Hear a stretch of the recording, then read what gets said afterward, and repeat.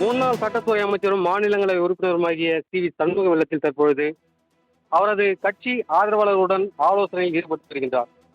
கடந்த சில மாதங்களாக அதிமுக பொதுச் செயலாளர் எடப்பாடி பழனிசாமி மற்றும் சண்முகம் இடையே கருத்து வேறுபாடுகள் அதிகரித்து இருவேறு அணிகளாக செயல்பட்டார்கள்.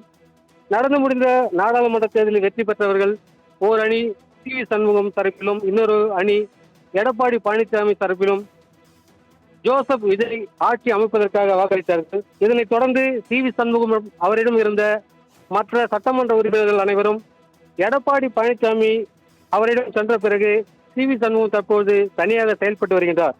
இந்த நிலையில் சண்முகம் தாவேக்காவில் இணைய இருப்பதாக அவ்வப்போது கருத்துக்கள் நிலவி வந்தது. இதேபோன்று அதிமுகவில் மீண்டும் அவர் இணைந்து மாவட்ட செயலாளராக பணியாற்ற வாய்ப்பு இருப்பதாக அவரது ஆதரவாளர்கள் தெரிவித்து வந்தனர். இந்த நிலையில் நேற்று சண்முகமிடம் இருந்த முக்கிய நிர்வாகிகள் தாவேக்காவில் இணைந்த நிலையில் சண்முகம் தாவேக்காவில் இணைய இருப்பதாக சமூக வலைதளங்களில் செய்திகள் பரவி வந்தது. இந்த நிலையில் இன்று சண்முகம் தனது இல்லத்தில் அவரது ஆதரவாளர்களுடன் ஆலோசனையில் ஈடுபட்டு வருகின்றார். அதாவது தாவேக்காவில் இணைவதா அல்லது அதிமுகவில் தொடர்வதா என்று ஆலோசனையில் ஈடுபட்டு வரும் நிலையில் அந்த பகுதிக்கு தாவேக்கா கொடியுடன் ஒரு கார் வந்ததாகவும் அந்த காரில் இருந்து 3 பேர் இறங்கி தற்போது சண்முகம் இல்லத்திற்கு சென்று அவருடன் ஆலோசனையில் ஈடுபட்டு வருவதாகவும் கூறப்படுகின்றது.